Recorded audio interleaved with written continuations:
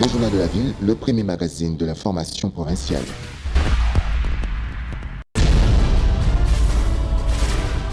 Tout de suite, le journal. Madame, Messieurs, bienvenue à cette édition rétrospective de la semaine du Journal de la Ville que nous vous convions de suivre avec beaucoup d'attention.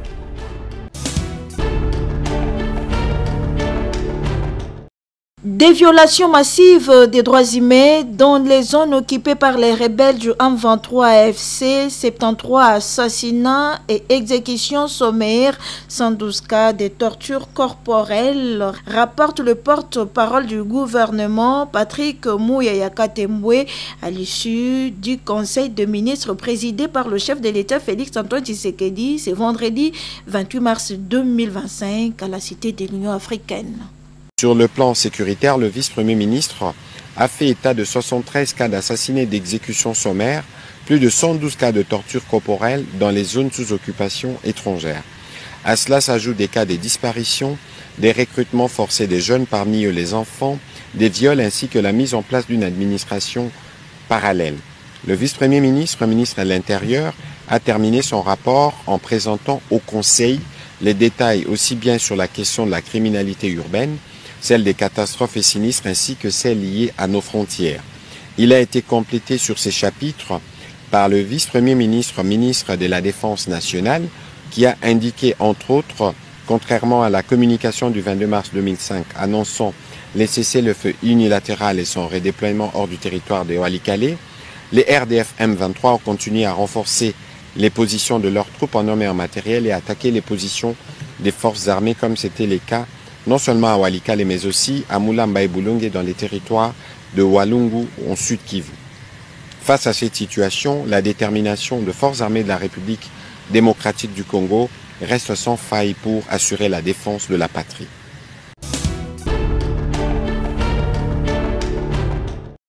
Toujours présente et active dans la défense de l'intégrité territoriale, la composante jeune, plateforme qui rassemble les leaders de la nouvelle génération indépendamment de leurs affiliations politiques ou partisanes, réclame sa participation à toutes les discussions concernant la paix en République démocratique du Congo. C'est au cours d'une déclaration tenue ce samedi 29 mars 2025 à l'immeuble territorial. Il est inacceptable que des assises nationales ou internationales se tiennent sur l'avenir du Congo sans la participation effective de sa jeunesse. La classe politique a montré ses limites. Il n'est plus acceptable de la laisser décider seule du sort de la majorité, alors qu'il a failli dans ses responsabilités avec leur incompétence.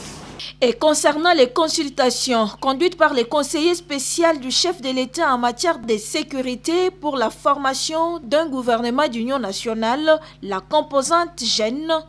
Il est impératif de convoquer la jeunesse congolaise qui a toujours répondu présente pour défendre la République sans calcul politique ou partisan, notamment après les échecs répétés de nos politiciens.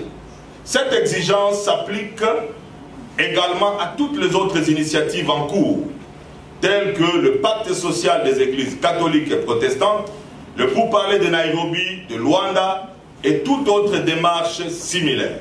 Sur ce, la composante jeune recommande à l'opinion publique de reconnaître et valoriser le rôle crucial joué par la jeunesse congolaise dans la défense de l'intégrité et de la souveraineté nationale à travers l'initiative des Wazalendo.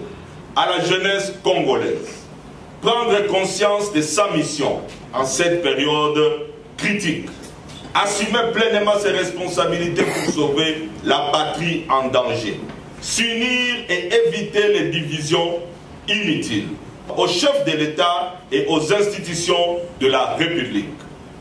Comprendre qu'en ce moment difficile, décisif, il est essentiel de prendre les décisions qui s'imposent, notamment en responsabilisant la nouvelle génération congolaise pour défendre les intérêts de la nation à tous les niveaux.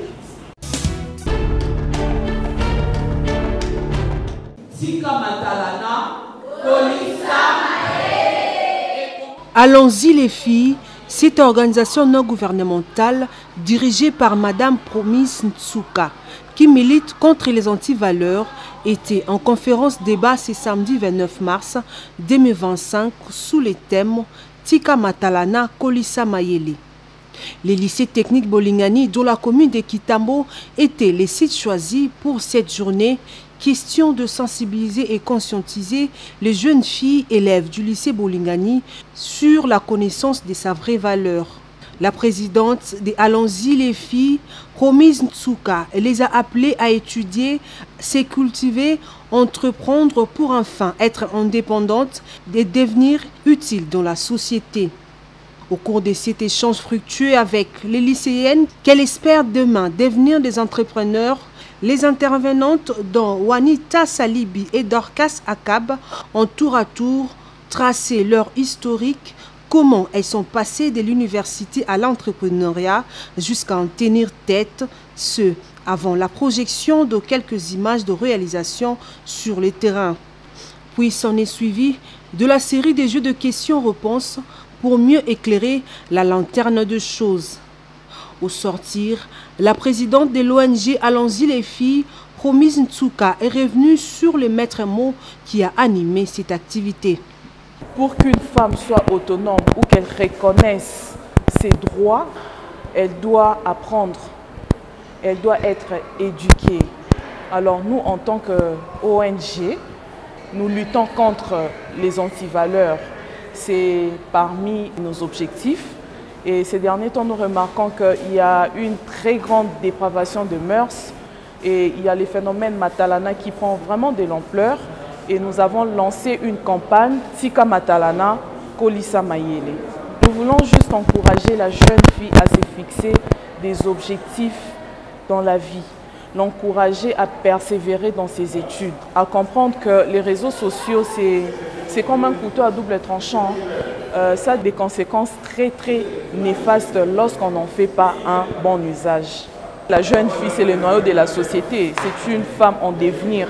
Donc on doit déjà la sensibiliser, qu'elle sache qu'elle est vraiment très utile et que nous comptons sur elle. Quand nous avons une fille qui est très bien éduquée, on a déjà un avenir qui est très rassuré. Concernant l'agression rwandaise qui sévit dans l'est de la République démocratique du Congo, Promise Ntsuka n'a pas manqué de placer un mot aux femmes victimes de cette barbarie. Et je dirais à la femme de l'Est que nous ne la laisserons pas dans cette lutte toute seule.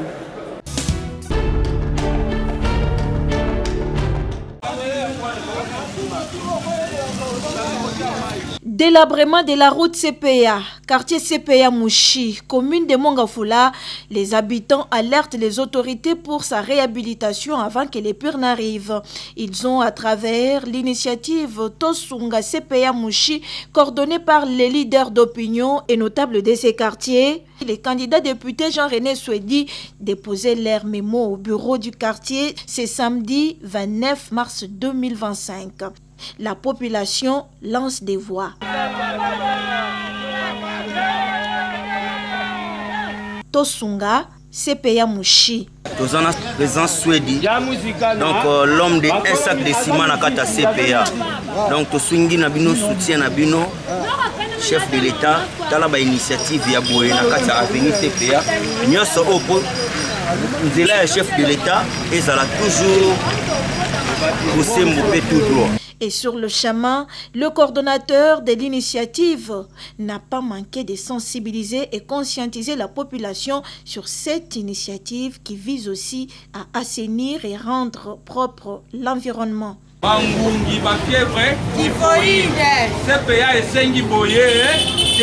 Sur place au bureau du quartier, le mémo a été lu. Mémorandum à son Excellence, Monsieur Daniel Bumba, gouverneur de la ville-province de Kinshasa. Son Excellence, l'avenue CPA est la principale voie d'accès dans notre quartier, avec celle menant directement vers Mboudi.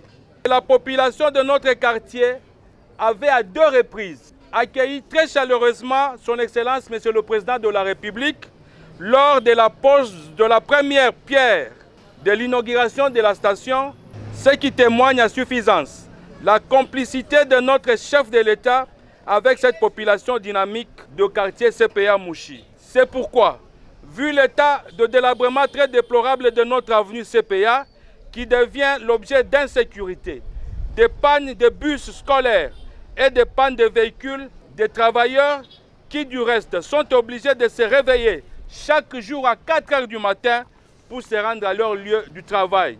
Nous prions donc à votre autorité, en votre qualité de père de famille, d'intervenir particulièrement pour que cette avenue de plus ou moins 800 mètres simplement soit réhabilitée dans un plus bref délai.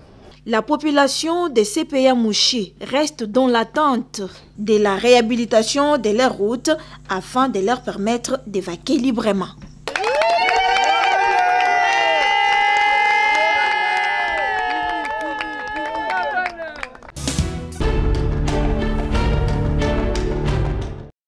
La formation du gouvernement d'union nationale annoncée par le président de la République, Félix Antoine Tshisekedi, les consultations ont débuté ce lundi 24 mars 2025, conduites par les conseillers spéciaux du chef de l'État en matière de sécurité, Désiré Cachemire, Kolongele et Bérande.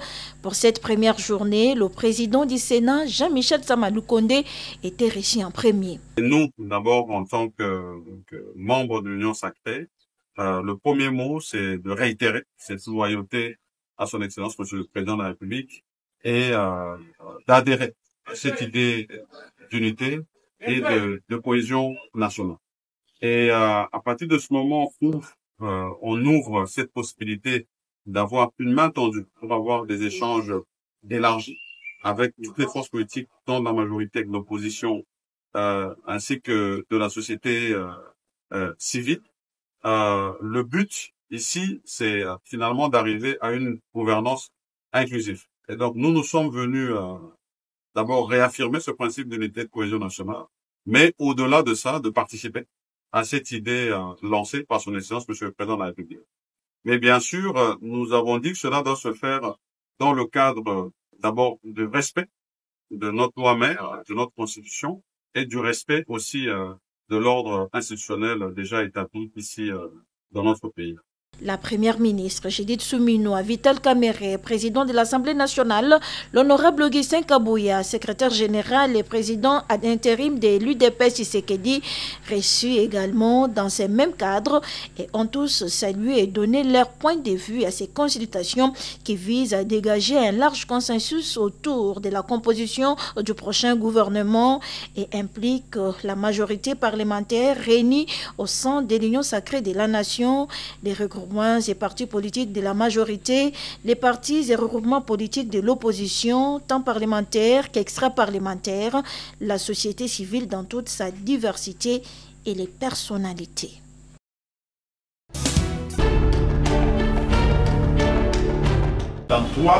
Situation politique actuelle en République démocratique du Congo, l'Alliance des Congolais pour la refondation de la nation ACRN, regroupement politique qui a porté la candidature du docteur Denis Mukwege aux élections de 2023 en République démocratique du Congo.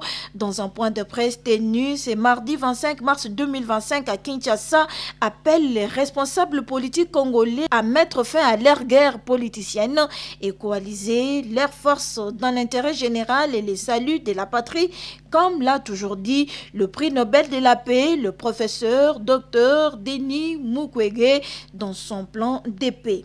Pour nous, donc, nous devons finir avec nos guerres politiciennes, car nos ambitions personnelles doivent passer après la vie de nos compatriotes et l'intégrité territoriale de notre pays.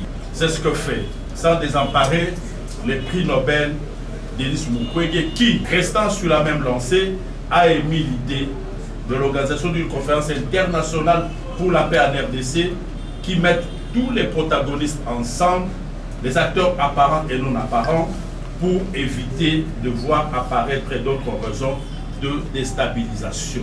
Nous pensons qu'il nous faut faire en sorte que le président angolais, Joao Lorenzo, poursuive encore ses efforts de médiation. La CRN pense encore que les efforts doivent être faits tant au niveau national qu'international pour qu'un cessez-le-feu soit décrété et respecté, que le retrait des troupes de l'AFC M23 et de la défense rwandaise soit fait immédiatement pour respecter la souveraineté et l'intégrité territoriale de la RDC, comme l'exige la résolution 2773. L'Alliance des Congolais pour la refondation de la nation salue les consultations initiées par le chef de l'État Félix Antoine Tshisekedi pour la formation d'un gouvernement d'union nationale. La CRN soutient l'initiative de pacte social initié par les catholiques, par la CENCO et le CC.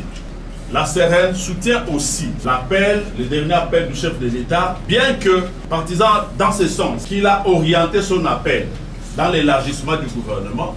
Mais pour nous, c'est un appel quand même. La CRN reste sur sa position, la paix, rien que la paix en République démocratique du Congo.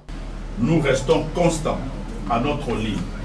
Nous nous réjouissons de voir que l'ensemble de la classe politique nous rejoint dans cette quête de la paix et demandons au peuple congolais de s'unir pour rétablir la paix et la sécurité dans notre pays au premier plan.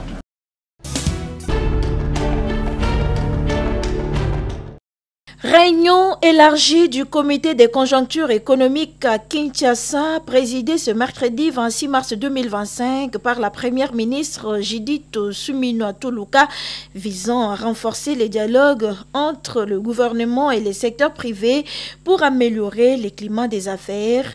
L'événement a réuni la FEC et d'autres associations patronales dans un contexte marqué par l'engagement de l'exécutif à favoriser des réformes pour attirer davantage d'investissements. Il s'agit donc de discuter de la nécessité de mettre en place un cadre permanent de dialogue entre le secteur public et le secteur privé, avec pour objectif d'améliorer progressivement le climat des affaires. Vous savez très bien que la République démocratique du Congo est régulièrement indexée par les investisseurs étrangers, mais aussi par les opérateurs économiques nationaux, du mauvais climat des affaires. Et pourtant, des efforts ont été entrepris de manière continue, avec plusieurs réformes dans le domaine des finances publiques, dans le domaine de la promotion des investissements et dans bien d'autres domaines. La réunion d'aujourd'hui, pour le repréciser une fois encore, elle avait donc pour but essentiel de voir comment nous pouvons remettre en place un cadre qui permettent au secteur public et au secteur privé de dialoguer de manière permanente pour trouver les solutions aux problèmes qui se posent dans l'économie nationale. Malgré la guerre imposée à la République démocratique du Congo par le Rwanda, l'économie nationale reste résiliente et elle résiste bien, précise le vice-premier ministre. L'économie nationale est restée résiliente, qu'elle résiste bien à ce choc, parce que c'est un vrai choc. Il y a quand même une perte de recettes publiques dans cette partie du pays, parce qu'il y a des postes frontaliers qui échappent aujourd'hui au contrôle du gouvernement. Mais l'économie est restée résiliente, les équilibres macroéconomiques sont maintenus et le gouvernement reste attentif à ce qui se passe bien sûr dans cette partie du pays, même si nos possibilités d'intervention immédiate sont réduites à cause de l'occupation illégale de cette partie du territoire national par les forces rwandaises et leurs supplétifs du M23 et de l'AFC.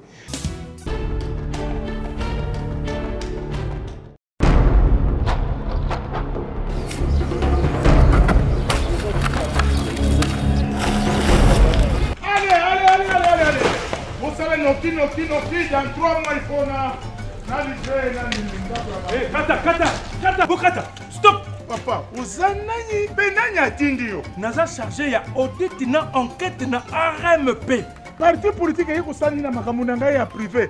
RMP na autorité ya régulation ya marché public. Autorité ya régulation ya marché public. Ezali établissement public ya l'État où il salemi na décret numéro 10/21 il y a le 2 juin 2010 où est allé création, organisation, paix, fonctionnement, il y a RMP. nazali bongo chargé ya audit na enquête mpe naza koagir lokola officier ya police judiciaire. Alors yebisa ngai ozwi marché oyo ndenge nini? Papa olungu esika yo ozalaki uyawa mbangu ti kuderange misala na ngai mpe otuna ngai ndenge nini nazwaki marché oyo. Papa eza na bantu mosusu na mboka oyo mituna ya lolenge wana ebongi na bango te bokoki meme ata kutuna bango te. Allez, continue le travail. Kata papa moto abangisa moninga te yebisa ngai ozwi marché oyo ndenge nini? Ok nazali noko ya son excellence yango nde yango mpe nde esimbi makambo etali passation ya marché public awa na ekolo Congo RDC mpe eza na banorme ya kolanda ndakisa publication ya plan ya passation ya marché kokutanisa to mpe mise en concurrence ya bacandidat na basoumissionnaire bopesi bango marché public to attribution ya marché public signature ya contrat approbation na yango mpe enregistrement na yango na RMP. Yo yebisa ngai na miracle nini yo ozwi marché oyo public? Papa wana etali ngai mokonzi muntu oyo muntu mabe lulendo awangani mokonzi na yo nyonso aluza eloko te. ndoko ngai te nde napesaka marché public esengeli banso totosa mobeko. Mobeko moko ezali boye noko ezali mobeko numéro 10 bar 010 du 27 avril 2010 oyo etali marché public yango nde nayebisaki ye. sikoyo tosala ndenge nini bantu kwa ye okoki kolonga marché public mpona koyebana to kozala ndeko ya te. RMP elingi sembo mpe esalaka makambo na motu te eboyi kanyaka RMP.